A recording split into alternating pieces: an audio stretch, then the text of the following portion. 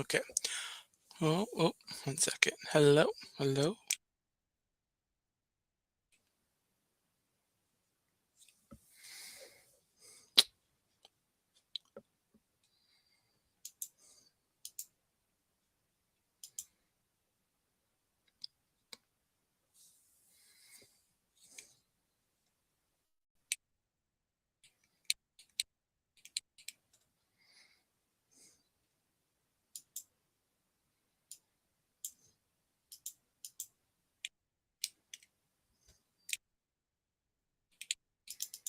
Can you hear me?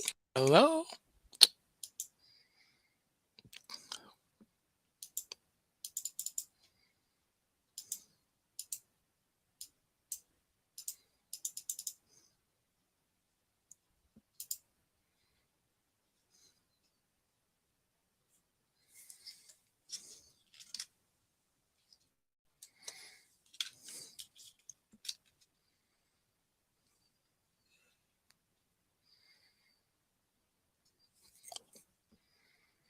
Can you hear me? Audio and video are good. Oh, okay. See, my computer just gave me a really weird, reading here. Okay, well, that was a fun beginning to the stream. Welcome in, everyone. If I can get rid of this notification.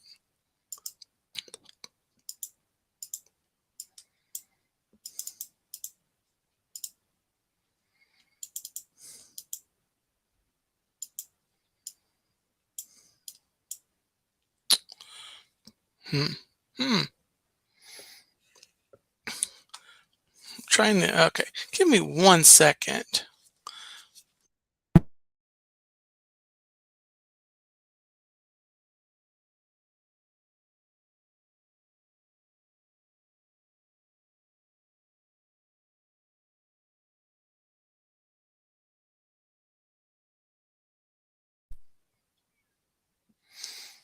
Okay, I got rid of it. Welcome in. Oh my goodness gracious me. Yes, computers are being very weird. Hi Tina. And hello Dawn, the Hitchhiking Bones. Welcome in everybody. And 3 minutes in after all of the tech troubles tonight. Wow. Welcome to Drumsticks After Dark.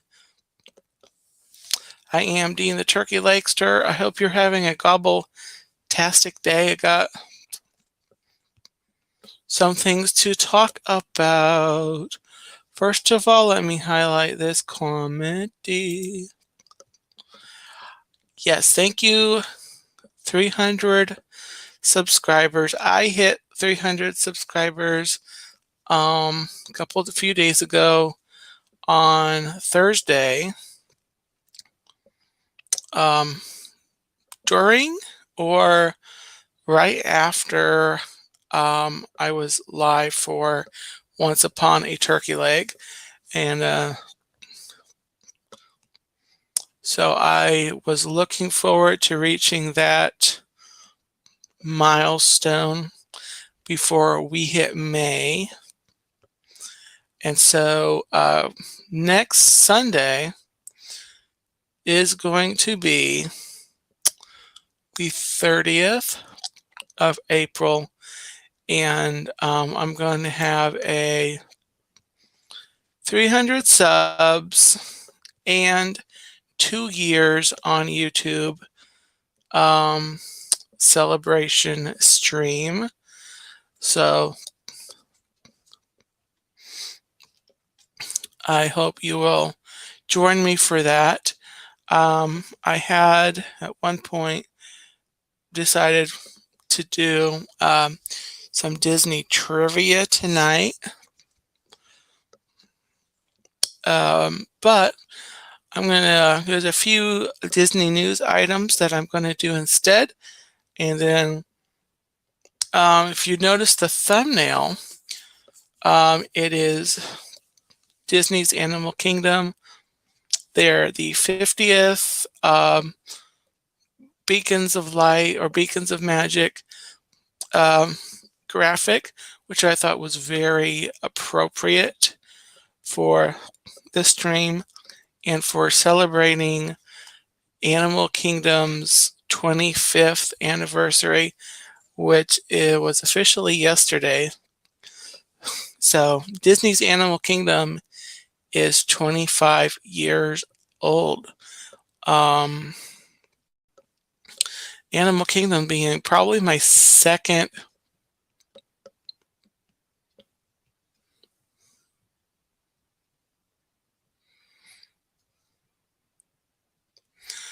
Tina said, I just read we had a 3.6 earthquake today, LOL, before you ask. No, not a thing. So we did have an earthquake?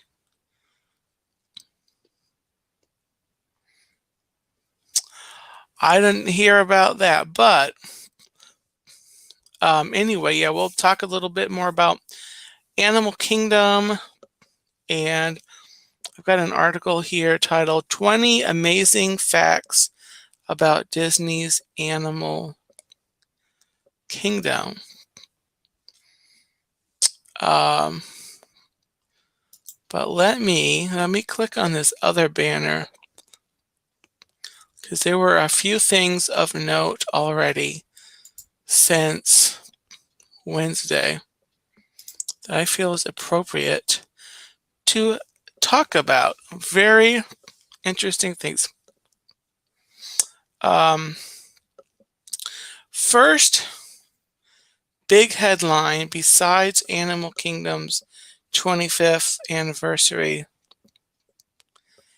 happened at Disneyland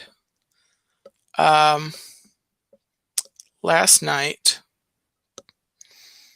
The Maleficent Dragon catches fire during Fantasmic at Disneyland.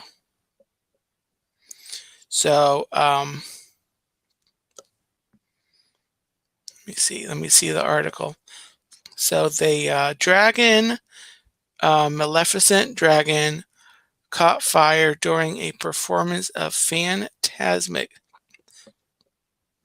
in Disneyland.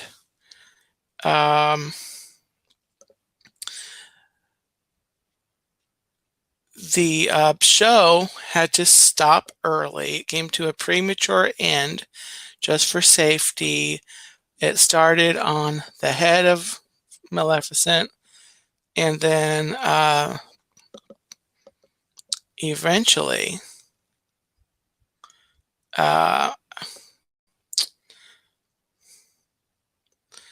the whole thing just went up in flames.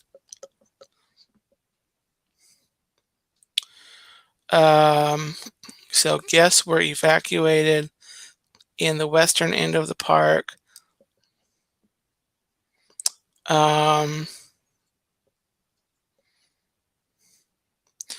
Fantasmic has been removed from the schedule, understandably, and with performances not scheduled until May the 26th at the earliest. So they have confirmed, the Anaheim Fire Department, there have been no injuries at this time. And Adventureland reopened about an hour after the evacuation, and some other parts like Frontierland, New Orleans Square, and Critter Country remained closed as of the article that I am reading. Very interesting. Now, as a precaution, Walt Disney World has, well, first of all, the Disneyland has released a statement saying that the cause of the incident is under investigation. Now, also today found out that as a precaution, Walt Disney World has ceased the fire effects on the Maleficent dragon used in um, the Festival of Fantasy Parade. Welcome in, Mary Carol. Hello, how are you? Hope you are having a great night, Carol. Welcome in. So anyway, they have stopped using the fire.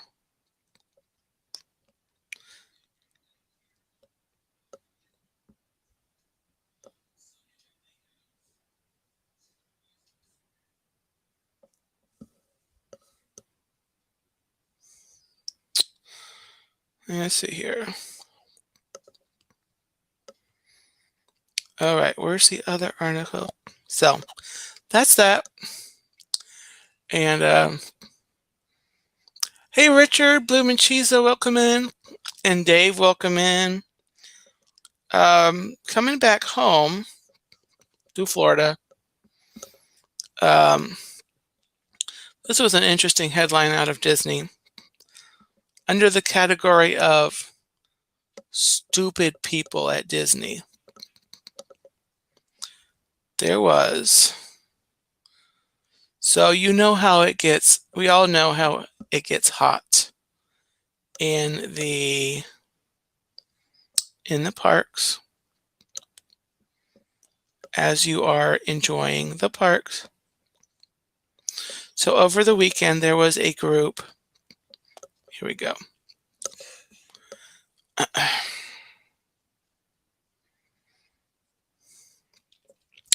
In Epcot,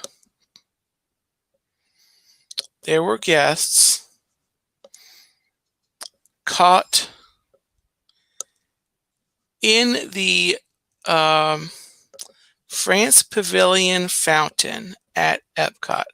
A group of guests was caught cooling off and drinking in the France Pavilion fountain at Epcot in a new viral video. Just to clarify, they were not caught drinking from the fountain. They were drinking in the fountain. Right there. They're sitting in the fountain. They are drinking in, not from the fountain. So,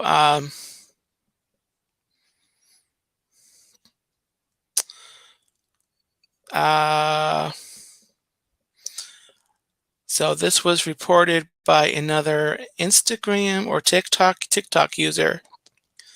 And at the time that they caught this video and picture, they was not clear if they were caught by cast members or, banned from Disney. But anyway, that is, Disney is very hot and it's tough, experiencing the parks, but there are some things you just do not want to do at Disney. So going into, drinking from, drinking in the fountains and the waterways is one of those things. So anyway, that is all for Newsflash Disney. Tonight, I want to get to the kind of the main topic I wanted to at least start with. Let's come back here. Drumsticks After Dark. So, yesterday, Walt Disney World's Animal Kingdom theme park turned 20. And I wanted to read through this article. This is on DisneyFanatic.com.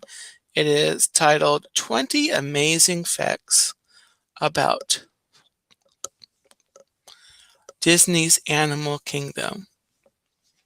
Oh, Tina, it already is. TikTok, Instagram, Facebook, they're all breeding grounds of a major intelligence deficiency if you're not careful. Not saying it's complete and total guarantee, but the conditions are ripe if you don't go in there with your brain intact. Okay, so here's the article. The Walt Disney World Resort in Florida is the world's most popular vacation destination. Geographically, it is roughly the size of San Francisco. It is set up like a city too, with roads and highways and its own local government. Kind of. Most of the land within Disney property remains in a natural state. That's not why millions of people visit every year. Though Disney World is known for its world-class theme parks, including Animal Kingdom. When Animal Kingdom opened in 1998, excuse me,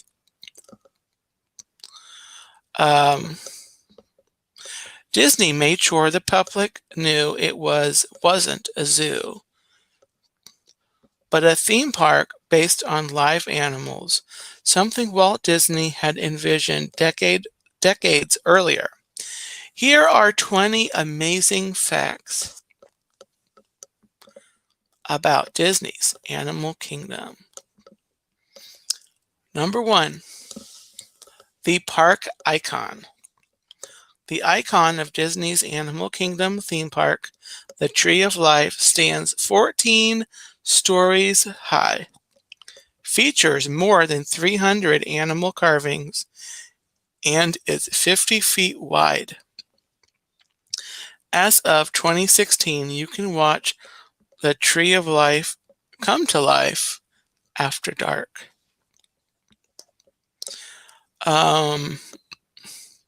Number 2, the size.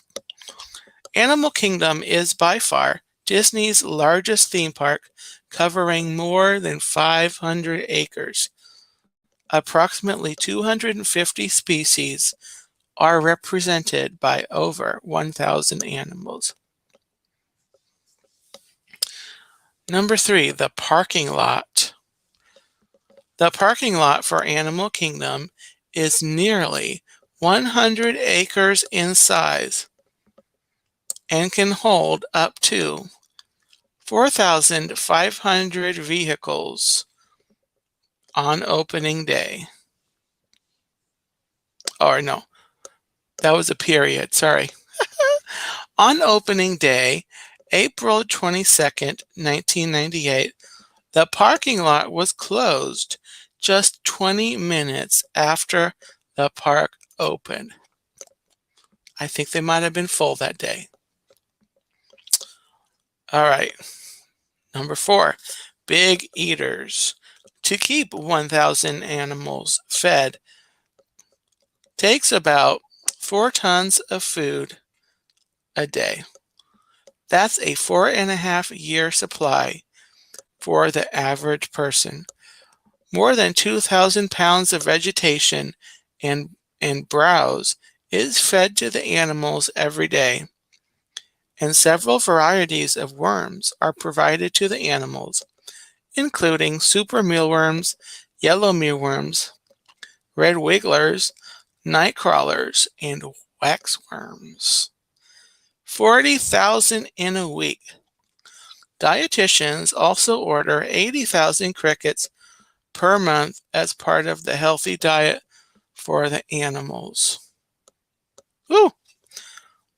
And number 5, the first birth, or giving birth. The first birth at Disney's Animal Kingdom was a kudu, spelled Kudu, a large African antelope. The number of species that have reproduced since the park opened is 116. And I'm assuming this is a recent. Oh, so this article is as of June 24th of 2016. So it's not actually, up to date. It's like 8 years old. I wish I had noticed that. um, so Tina, it's probably bigger now.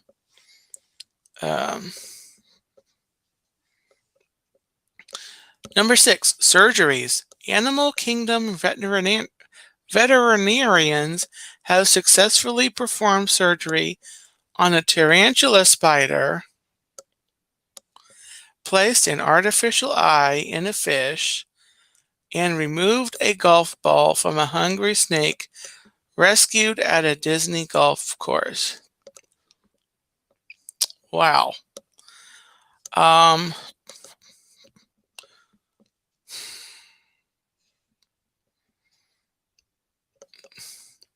I can't lie. I'm sorry. I don't think I would have saved any of these. Maybe the fish. It depends on what kind of fish. But the tarantula can just go. And the snake.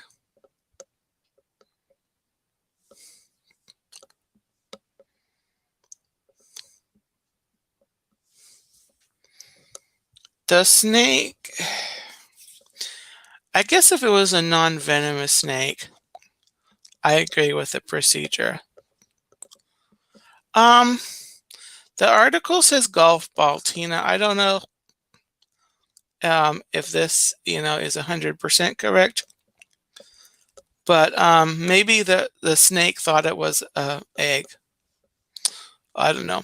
Number 7, there's 1 million square feet of rock work at Disney's Animal Kingdom. That's twice the volume of rock work in the Mount Rushmore sculptures. Wow. Yeah, I know Tim would say they're necessary. Number 8, no straws. There are no cup lids or paper straws anywhere in the park because of the danger to the animals. I think that's spread to the whole resort at this point. Number 9, the largest real tree replanted in the park is located in Harambe Village and tipped the scales at 90 tons. Wow. That's equal to the weight of 16 male elephants.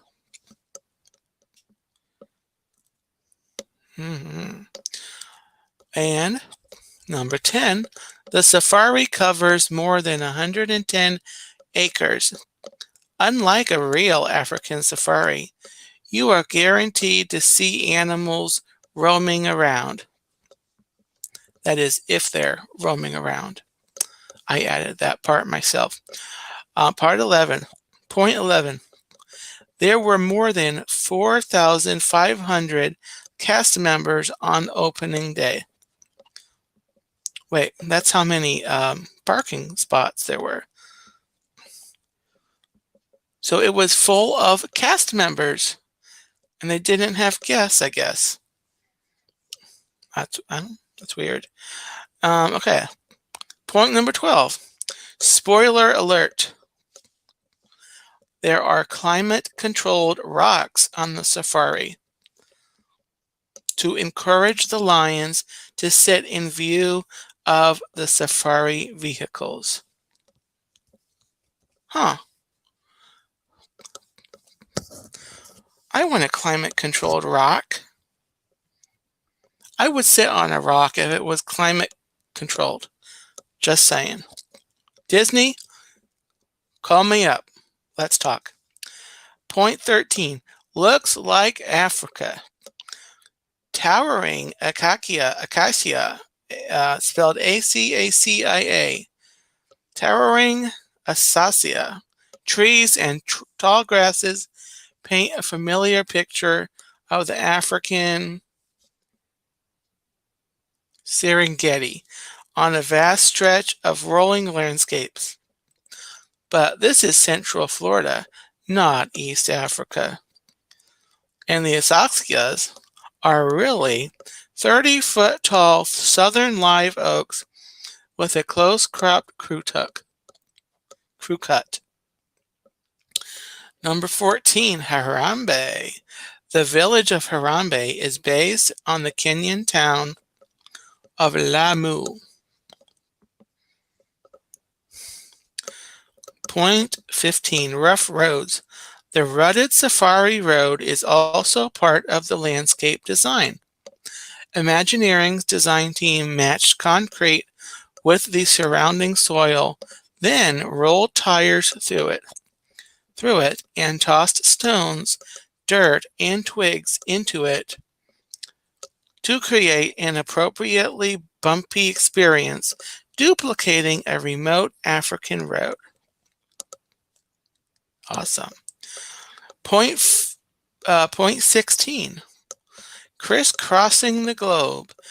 A core team of 7 Walt Disney Imagineers, led by executive designer Joe Rohde, crisscrossed the globe in search of the essential look of life in the wild, amassing more than 500,000 miles, a distance equal to circling the globe 20 times.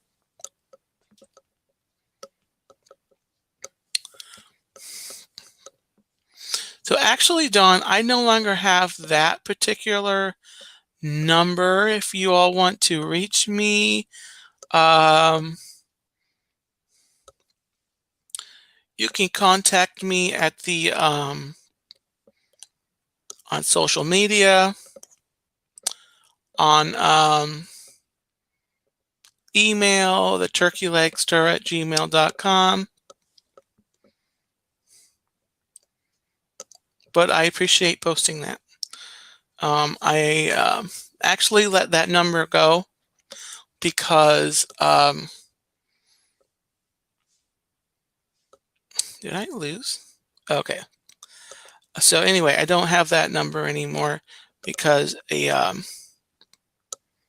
wasn't being used enough. So I just have my number. Where am I? Oh, I froze. Crisscrossing. Okay. Point 17. Elephant talk. Disney Animal Kingdom scientists have discovered 2 new vocalizations never before reported in elephants. Woohoo! Point 18, the water. There are 26 million gallons of water contained in various water features that come in contact with animals. On average, the entire volume of water is treated and filtered 5 times daily, which means that 15.6 million gallons of water are treated and filtered every day. Wow, that makes me thirsty.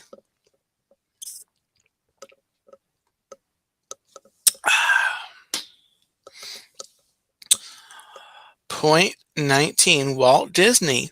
Walt Disney's love of animals began when he was 4 years old, and his family moved from his Chicago birthplace to a 45-acre farm in Marceline, Missouri, where he helped take care of farm animals, as well as learn to draw pictures of his animal friends. And point number 20. Up until 2016, the Animal Kingdom Park would close in late afternoon for your safety and the well-being of the animals. Now you can ride Kilimanjaro safaris after dark, giving you an insight into the animals' nocturnal behaviors. And I don't actually know if that is still accurate. A lot of things changed after 2020. And like I said, this was as of 2016. So that article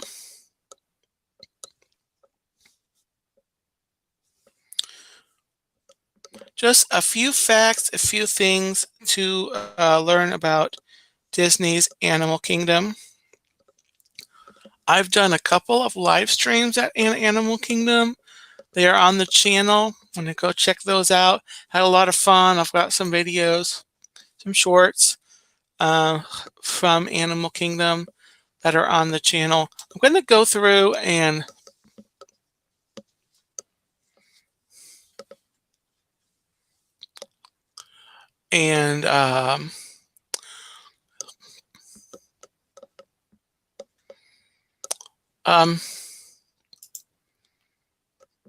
yes, once you are finished, I don't know who Bob is, but once you are finished talking with the governor, you may also reach Dean on Facebook.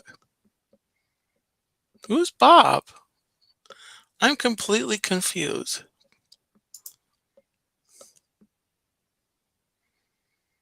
Bob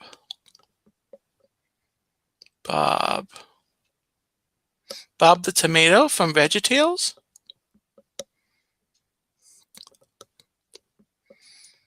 Who's Bob? Did you finish talking? Oh, Bob Iger. Oh. It might be time for me to end the stream because that went completely over my head. Also, it's been more than 1 week, probably more than 2 weeks, since I have had a turkey leg. So I'm running on fumes, guys. Speaking of turkey legs, here's Dudley. Dudley is my silent co-host in the back, here to give you the smiles. So say hi to Dudley. Dudley, that inflatable turkey leg.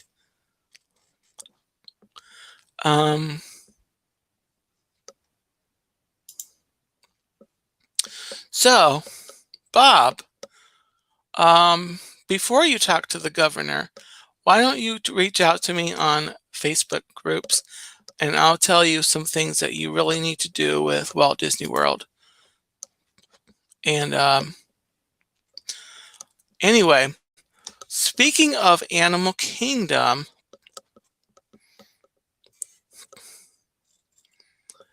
I had a whole list of some specific things I wanted to ask about Animal Kingdom, and I don't know where I put that. I probably put it right where I put my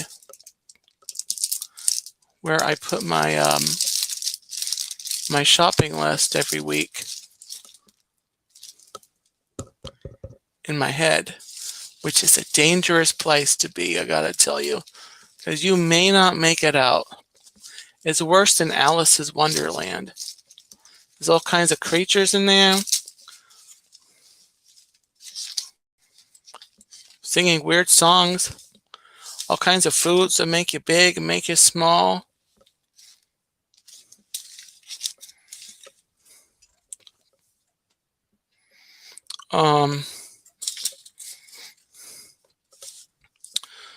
Anyway,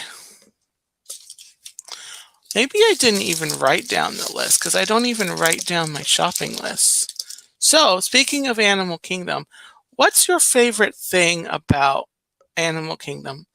Let me know in the chat. What is your most favorite and your least favorite? Excuse me.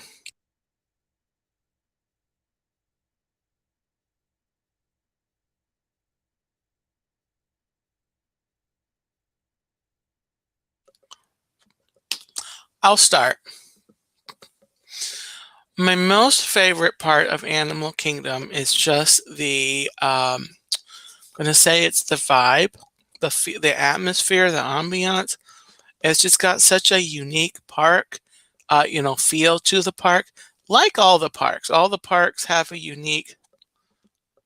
Oh, thank you, Mary. I'm glad you're enjoying it. The stream. All of the parks have a unique, or you can make like your top 3, Dawn, if you have like top 3 things off, off the, maybe it's this way, the top 3 things, if you can't identify a favorite part, maybe the top 3 things about Animal Kingdom that come to your mind. I'm having a great night. What are the top 3 things that come to your mind when you hear, when you think about Animal Kingdom? And then maybe some things you'd like to see Animal Kingdom do differently, or changes to the park. And so anyway, my favorite thing, like I said, is the ambiance. It's just got a great feel. It's got a great relaxing, you know, atmosphere. The animals are fun, and it's got a relaxing feel. Yeah, the theming, exactly, Tina. The theming, and it's just very unique. It's probably, to be honest, it's my second favorite of the parks. And the reason why it's second favorite, and it's no secret, I've talked about it several times, is that my least is because of the least favorite thing about Animal Kingdom, and is the fact that they no longer sell turkey legs there. So Turkey Legster is walking in there, enjoying the park, and he's got no turkey legs to buy. So I've got to hop, over to somewhere else, not Hollywood Studios, because they don't sell it at Hollywood They don't sell them at Hollywood Studios. So Don says, I want Disney to stay with Joe Rohde's original vision for the park, keep it real, and don't overrun it with IP. I do agree with that. Unfortunately, I think that Disney is turning, very heavy with the characters and the IP, as a lot of the thing. I hope I'm wrong. I hope I'm proved wrong, but yeah, I think, and they're considering putting in the Moana section, maybe Zootopia too. And I think I said it in my last couple of streams. Somewhere, I think I commented that I think they could fit it in to Animal Kingdom as they're retheming the Dinoland USA, if they don't call it, Moana section. I think they need to call it like, whatever island, island world or island land or whatever they want to call it, Pacific things, and have it be, centered around that part of the world, and just have have the attraction be Moana if they want to, but not have the area necessarily screaming Moana at you. Just have it be, kind of like the Polynesian resort is, where it's just like the theming, the tropical vibe, or whatever they do with that. I think that would work. But yeah, I don't like all of the IPs.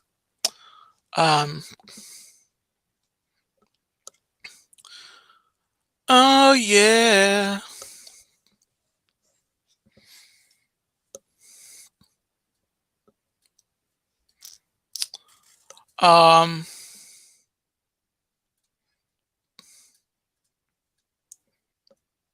So yeah. Let's see here. Can you feel the love? Okay. So, um, um, yeah, so the park is just really, really, really unique. I would spend a lot more time in there if they could sell turkey legs. I know I sound like a broken record, but seriously, Disney. Um,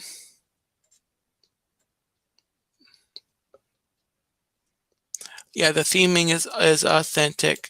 Decor and antiquities in the park were gathered by Joe Rohde and his team of Imagineers from all over the globe. Yeah.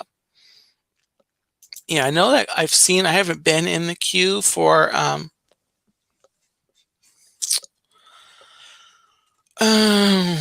for the Expedition Everest. I've seen it on streams. I know there's a lot of authentic theming there. I know the queue for the Kilimanjaro Safari has a lot of um, artifacts and things in there that really add to it. Um, but so we can go back to that. We can go back to that if you think of some kind of comments. But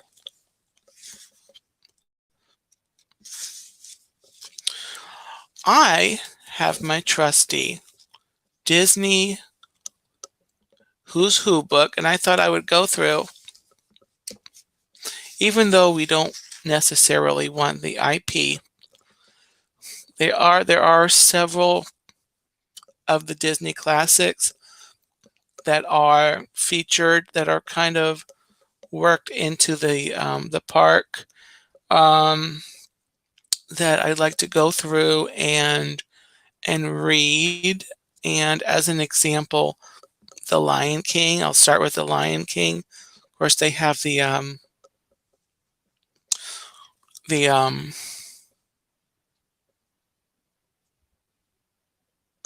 the show, the show that they do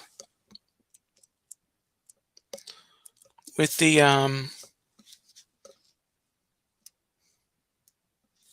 the thing, the Festival of the Lion King.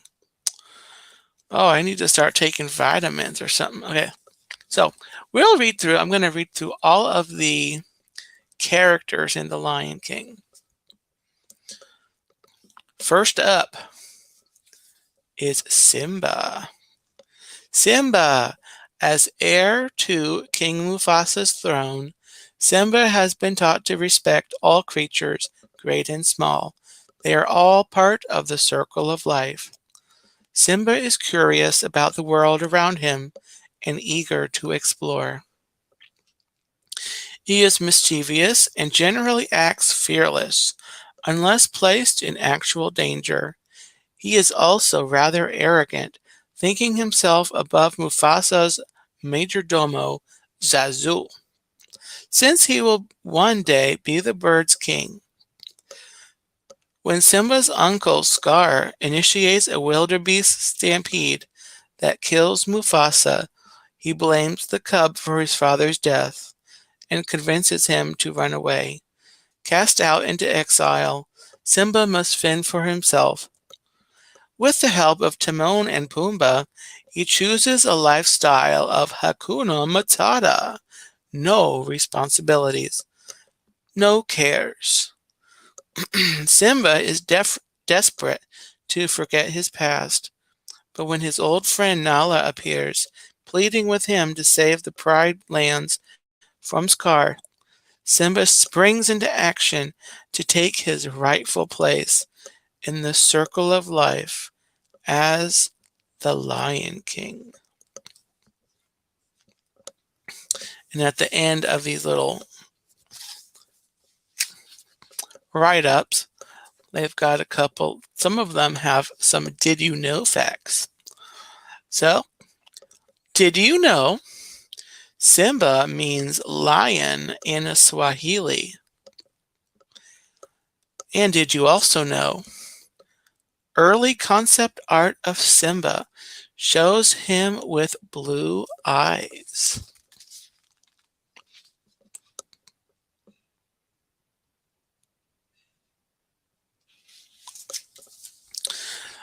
Next up is Nala. Sweet, adorable Nala is Simba's best friend and companion. She would do anything for the future king. Like Simba, she is curious about the world around her and loves to explore.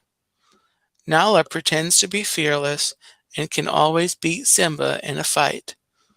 It is Nala who finds her long-lost friend and convinces him to return to the Pride Lands and overthrow his uncle, Scar. When Simba finally takes the throne, Nala becomes his bride and queen of the Pride Lands.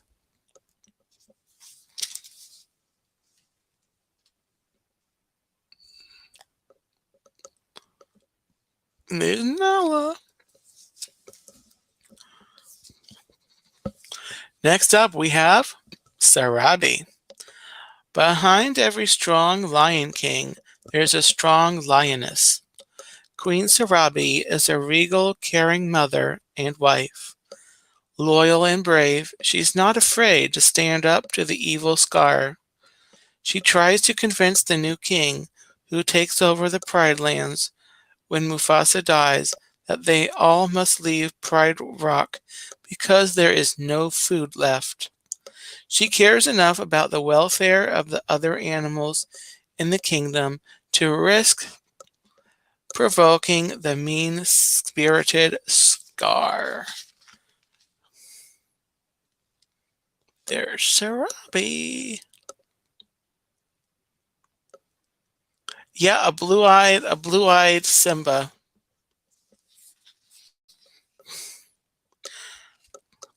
Early concept art of Simba shows him with blue eyes. I have to assume that this book is accurate, even though it's not on the internet. It's because we know everything on the internet is true. Anyway, next up we have Mufasa. Mufasa is a stern but kind leader. Courageous yet cautious, Mufasa is feared by the hyenas and respected by everyone except for his brother, Scar. Mufasa's jealous brother is a thorn in the king's side, but Mufasa still looks out for him, hoping that someday he will change. He is also a caring and nurturing father and adoring husband. He has high aspirations and high expectations for his son Simba, the heir to his throne. Mufasa hopes that his son will be a wise leader and teaches him the true meaning of bravery.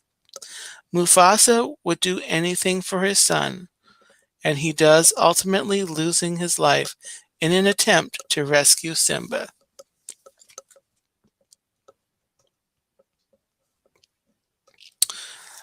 Here's a couple more interesting facts for you, Tina. Did you know the name Mufasa means king in the Manazoto language? Very interesting. Number 2. In an early script for The Lion King, Mufasa sang a song called Mighty King of the Wild. It was cut since it didn't match Mufasa's character. Interesting. Next up, we have, here's Mufasa.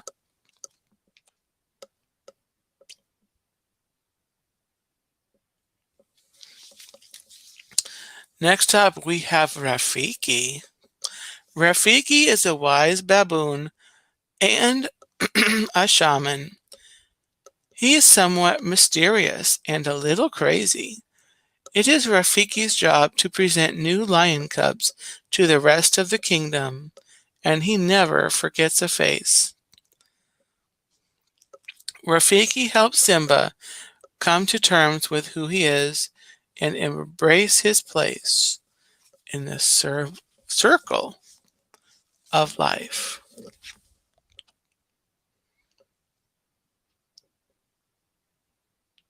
Look at that crazy monkey. Okay, Zazu. A hornbill, Zazu is Mufasa's major domo. He takes his job very seriously. He's also a warrior. Much to his dismay, he is often put in the position of being Simba's babysitter. A difficult task, since Simba wants nothing more than to run away from him. Zazu puts up with a lot of teasing from Simba, but still watches out for the rambunctious young lion. Zazu lives life by the rules, and he expects others to do the same. This frequently puts him at odds with Scar, who imprisons the bird once he takes over the Pride Lands. There's Zazu.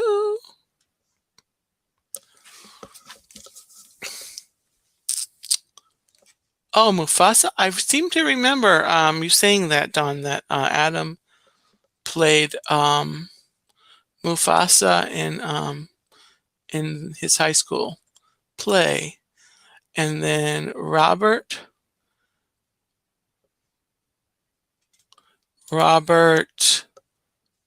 Guillaume, Guillaume voiced Rafiki so well. Sorry, I hope I didn't butcher that name too much. Robert Guillaume, Guillaume.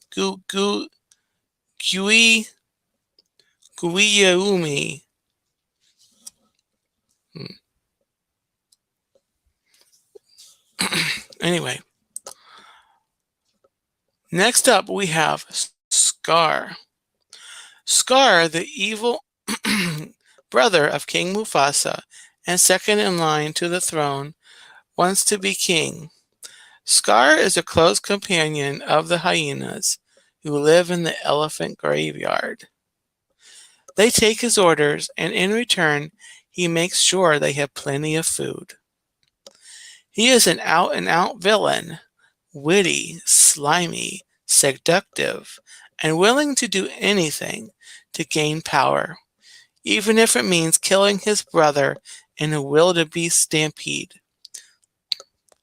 Oh, pronounced Guillaume. Or is it Guillaume? Guillaume. Probably because of the G-U-I. Guillaume.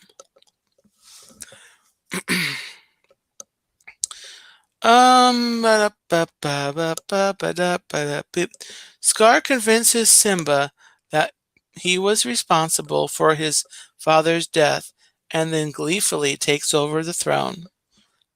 As bad guys are inclined to do, Scar lets the Pride Lands slip into desperate trouble.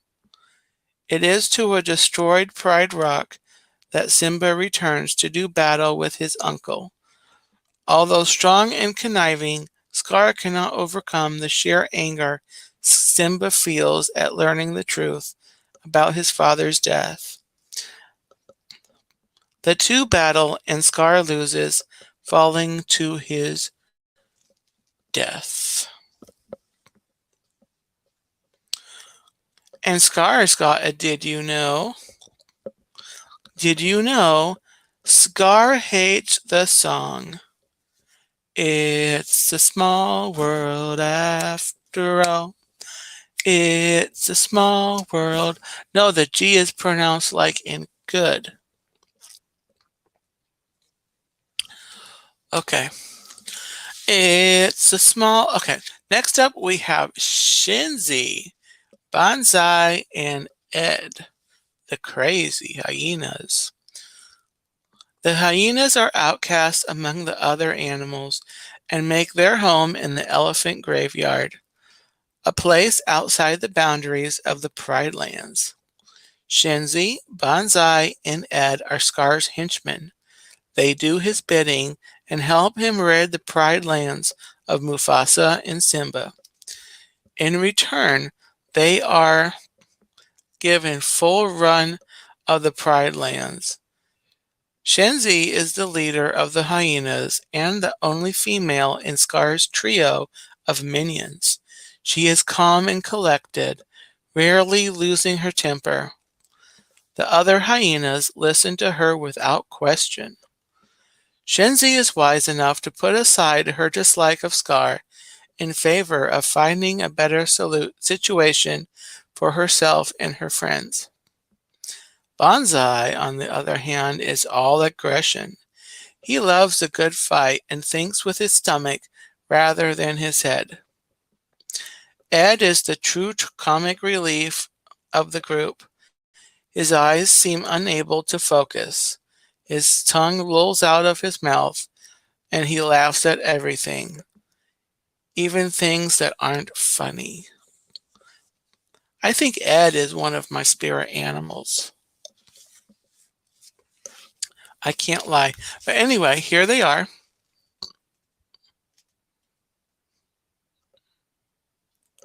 Oh, and there's Scar. I don't think I showed Scar. There's Scar and his minions.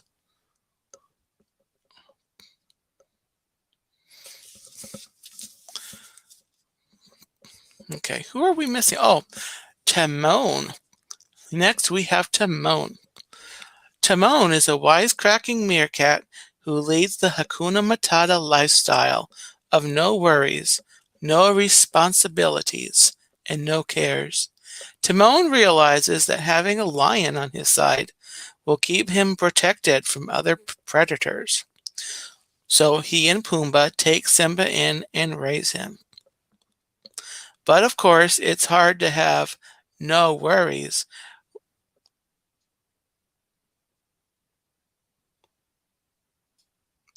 Let's see. But of course, it's hard to have no worries. And when Nala shows up, Timon fears Simba will leave him and Pumbaa behind. When he realizes this fear is coming true, he sets out to help his friend and plays a role in saving the Pride Lands and restoring Simba to his throne.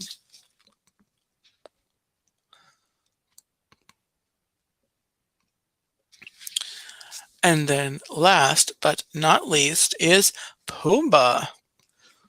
Pumbaa is a warthog with a bit of a gas problem. He is the brains of his group, although he doesn't realize it. As Timon has a tendency to take credit for Pumbaa's bright ideas, and doesn't realize it, as Timon has a tendency to take credit for Pumbaa's bright ideas. Pumbaa has a big heart and would do anything for his friends, and even share his grubs.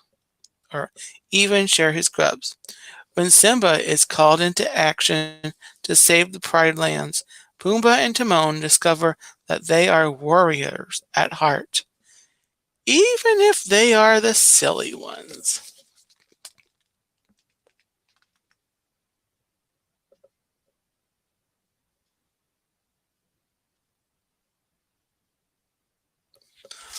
That's right. I can clear the savannah after every meal.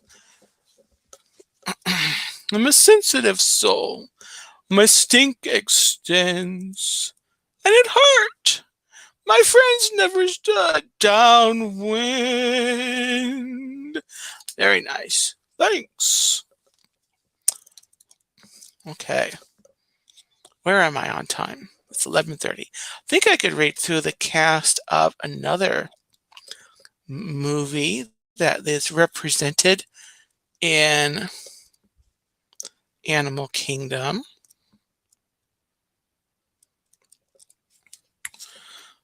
Kuna Matata. Mm-hmm. Oh, here's a fun one. And I don't think there's...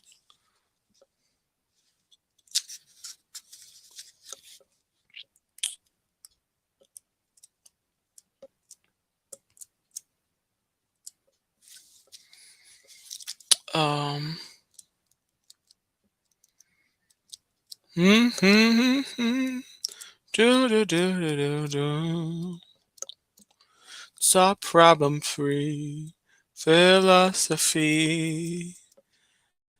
Uh, oh, let's do this one instead. After all, these characters are featured in the attraction in the very icon of the park. Let's do the characters in A Bug's Life.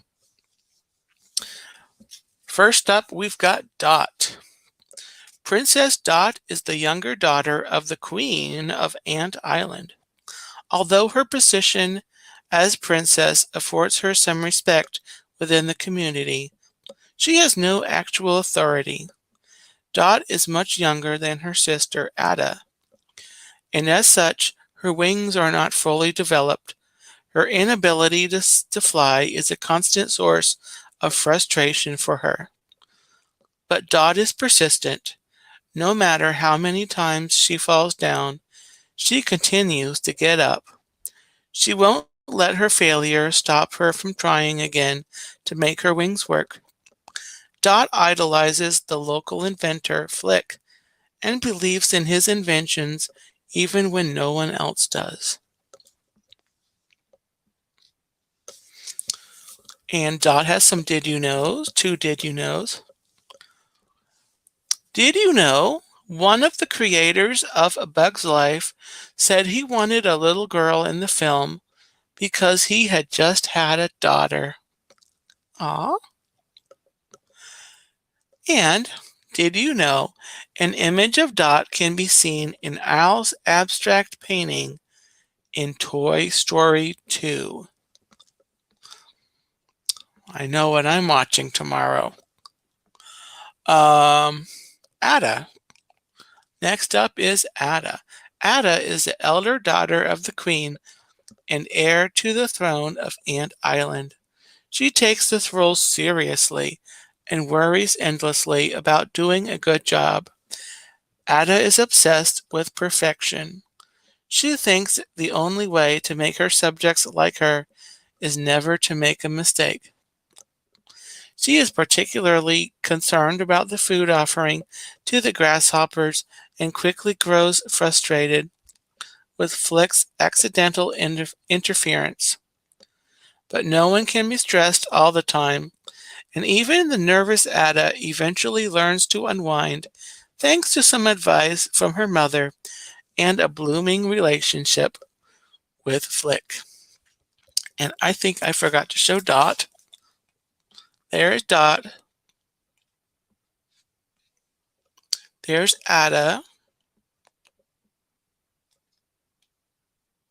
And next up, we have the Queen and the Aphid.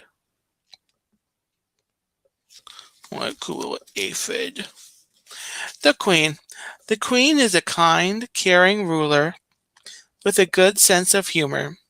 She loves her daughters dearly and is equally fond of her pet aphid, Affy, or Afy. While Addie frets about ruling wisely and focusing on every little detail, the Queen takes a much more laid-back approach. She has been ruling Ant Island long enough to know that not everything always goes to plan. Her years of experience have taught her how to joke about bad situations, as long as she is able to get the situation under control. But the Queen is not entirely without concern. She fears that Dot will hurt herself by trying to fly too soon and worries about Ada settling in to her new role as Queen. Still, The queen is happy to hand her crown over to Ada when the time is right.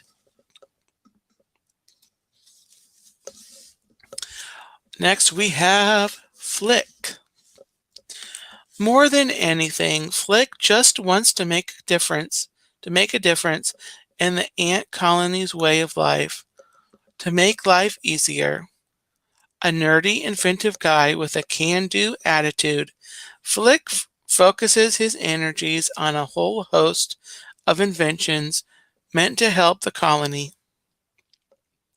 Unfortunately, his inventions tend to go awry, leaving situations worse off than they started. This bothers Flick greatly, as he is desperate to impress Princess Ada, who seemingly wants nothing to do with him. Flick counts among his friends Princess Dot and the circus bugs he brings back to the colony to fight the grasshoppers. He is a loyal bug who would do anything for his friends. Flick proves this when he stands up against the grasshopper Hopper to save Dot, and again when he bravely leads Hopper to his doom. Did you know? Flick makes an appearance in the blooper reel during the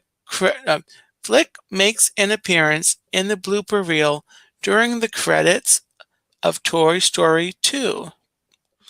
A car version of Flick also appears in the epilogue of Cars.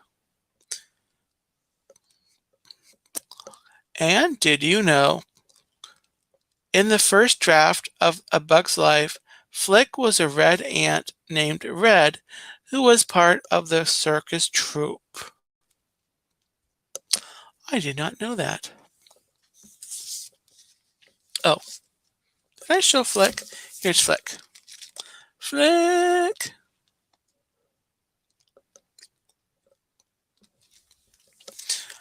Now, we go with Manny. Manny is a praying mantis with an English accent. He also happens to be a magician and a member of P.T. Flea's traveling circus troupe. Manny's act involves the Chinese Cabinet of Metamorphosis, which is really the packaging from Chinese takeout. He takes his work very seriously and does not appreciate being mocked or doubted. Manny also possesses impressive acting skills, as he shows when he pretends to die during a bird attack. Manny is generally kind and courteous to everyone. The one exception is Flick, whom he takes an immediate dislike to. His opinion changes over time, however, and he agrees to help rid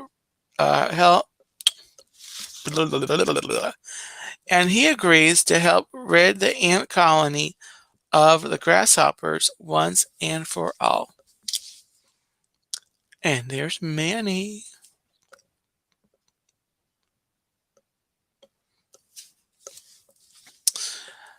Next we have Gypsy. A slender, beautiful moth, Gypsy is married to Manny and works as his assistant in their magic show. Gypsy is exceedingly kind and has no taste for gore or violence. In spite of this, she is incredibly brave and would do anything for her fellow circus bugs. Gypsy's wings have the power to stun and distract people, an ability she uses to her advantage on more than one occasion. Right, Tina? I haven't seen this in a very long time.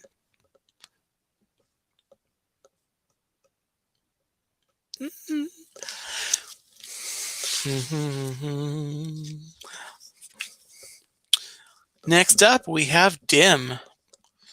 A rhinoceros beetle, Dim serves as the transportation for several of the other circus performers, including Heimlich, Rosie, and Tuck and Roll. Dim has a childish nature and is easily upset. He sobs in pain when he is injured and happily lets Rosie pamper him. He is also incredibly ticklish, especially on his thorax. Although Dim's primary role in the circus is to get the performers from place to place, he also stars in an act with Rosie. And that's Dim.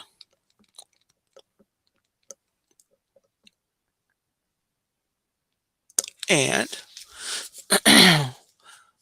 Dim has a did you know?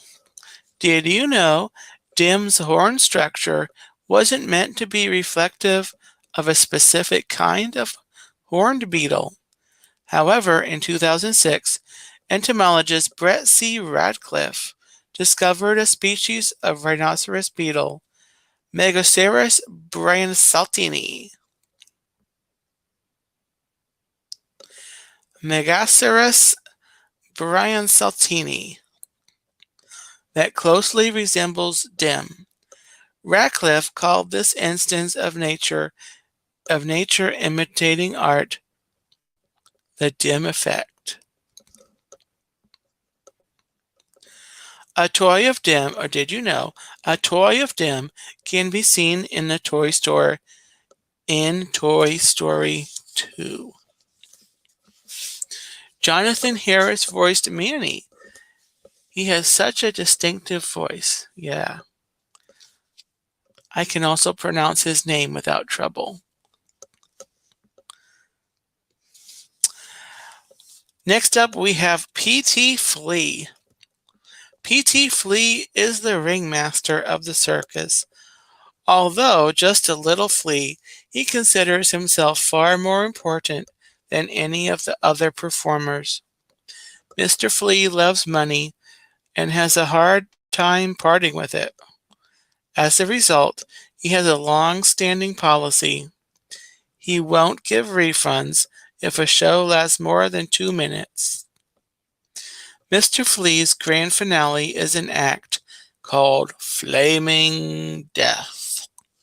The first time he performed it was an accident, and he nearly burned to death, but his audience loved it, so he added it as a permanent staple of the show. After all, he's willing to do anything as long as he's paid for it. Is Mr. P.T. Flea. Next up, we have Tuck and Roll. A pair of Hungarian pill bugs, Tuck and Roll neither speak nor understand English. In fact, the language they do speak seems to be primarily gibberish. Although the two occasionally argue, they are usually the best of friends. They act as cannonballs in P.T. Flea's Flaming Death act. Unfortunately, their arguing causes the entire act to go off the rails, nearly killing Mr. Flea. The only way to tell these twins apart is by their eyebrows. Tuck has 2 eyebrows, while Roll has a unibrow. So Tuck has 2 eyebrows.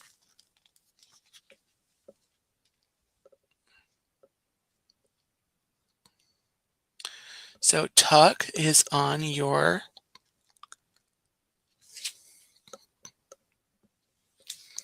over here by my finger, and then Roll is over on the other side there.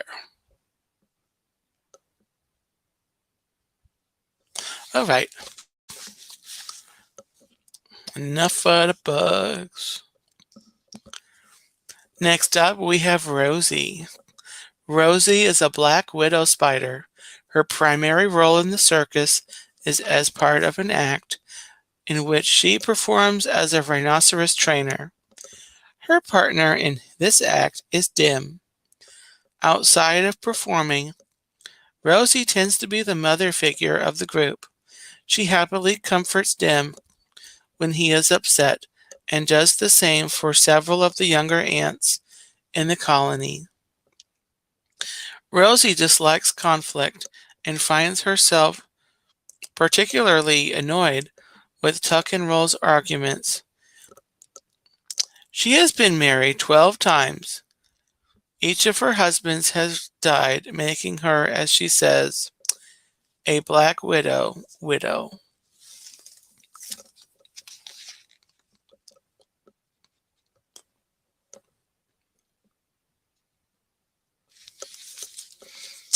Next up, we have Francis.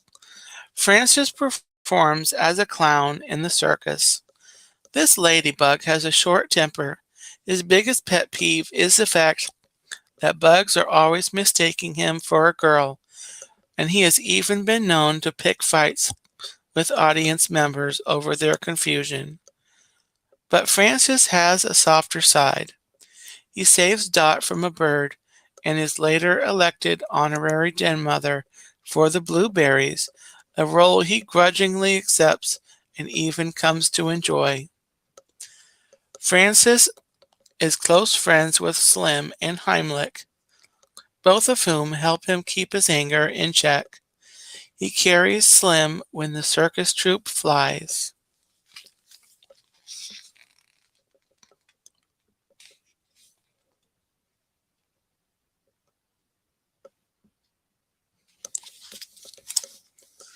Now we have Heimlich. Heimlich is a fat green caterpillar with an enormous appetite. He works as a clown and hates performing on an empty stomach. He has even been known to ask audience members if he can finish their food. In spite of the fact that Heimlich is easily frightened, he shows great bravery in standing up to the grasshoppers. His dream is to become a beautiful butterfly, and he does in fact ultimately sprout wings. Unfortunately, his extreme weight makes it impossible for him to fly.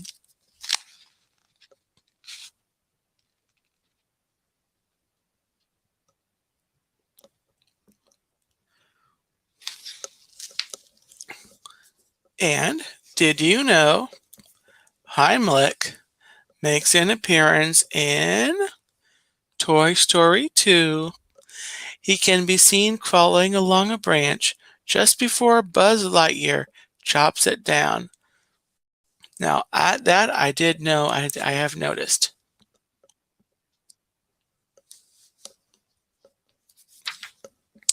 Next up, we have Slim, a cinnamon brown stick insect. Slim is used as a prop in the circus rather than having an act of his own. Slim is a nervous guy. As a result, he is often reprimanded by P.T. Flea. He is best friends with Heimlich and Francis, and relies on Francis to help him get from place to place when the circus moves. That is because, unlike most stick insects, Slim does not have wings and therefore cannot fly. In spite of his nerves, Slim is a nice bug. He treats others with respect and often finds himself stepping in to break up fights started by Francis.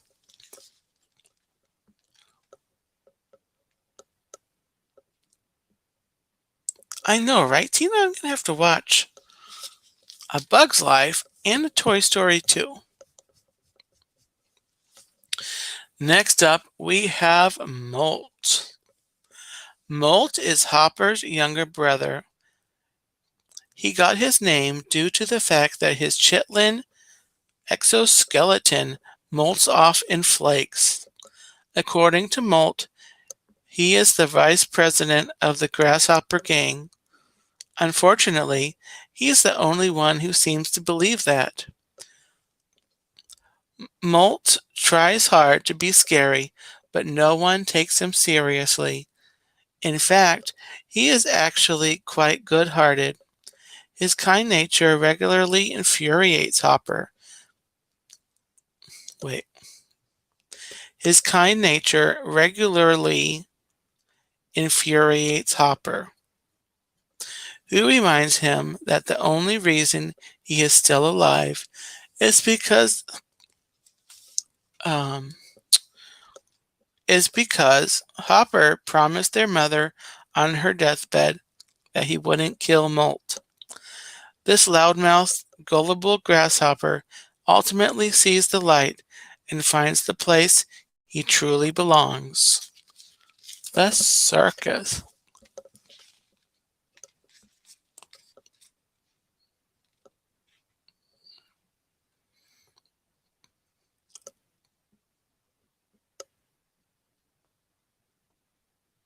Oh, thank you, Don. I practice my imitations. No, I don't. But thank you. Okay, next up we have Hopper. Hopper is the leader of the grasshoppers.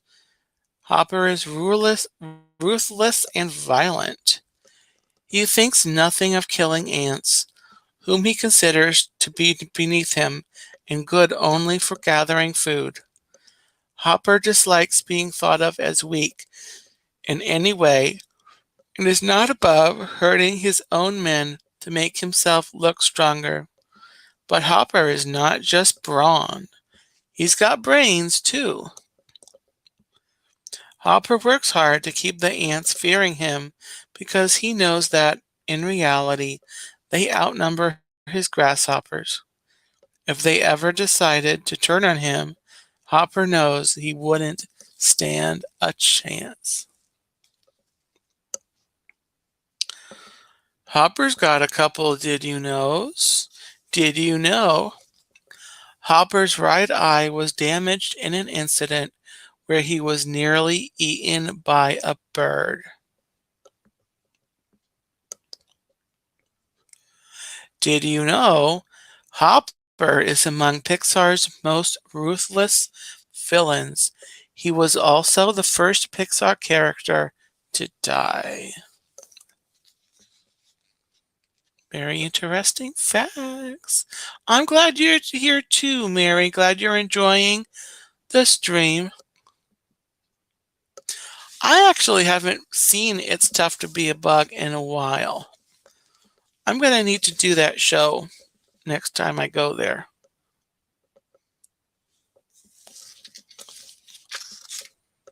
And that is the end of the It's a Bug's Life.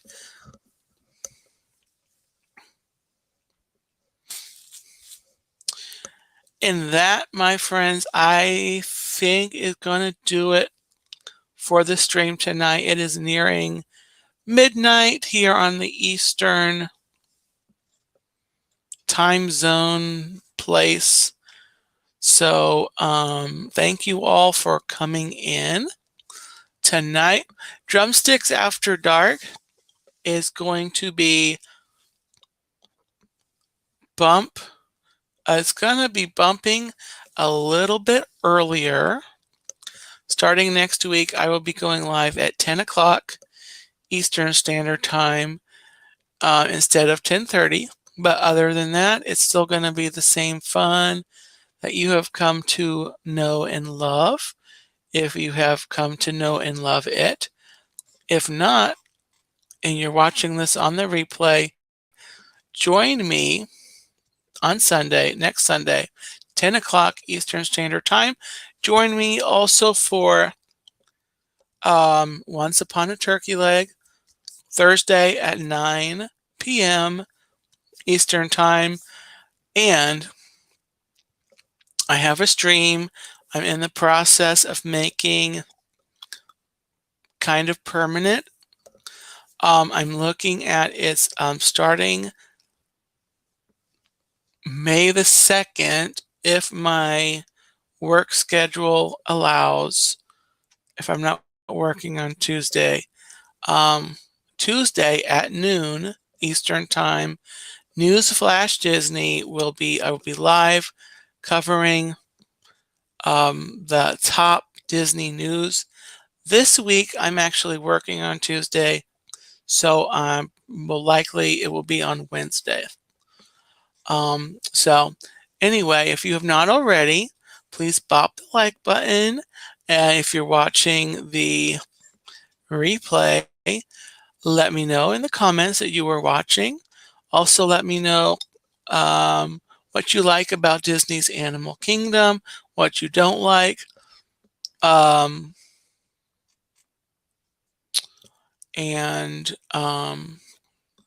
Yeah, so next week, I'm going to be digging out my list of Disney trivia. I had a list a few weeks ago on my birthday stream, and we're going to pick up where I left off with some fun Disney trivia next week. So thank you everyone for coming in tonight. And with that, take care, have a gobble-tastic night, and remember, only you, wait, I was going to say the wrong thing. Only you can prevent forest fires, but you are the magic.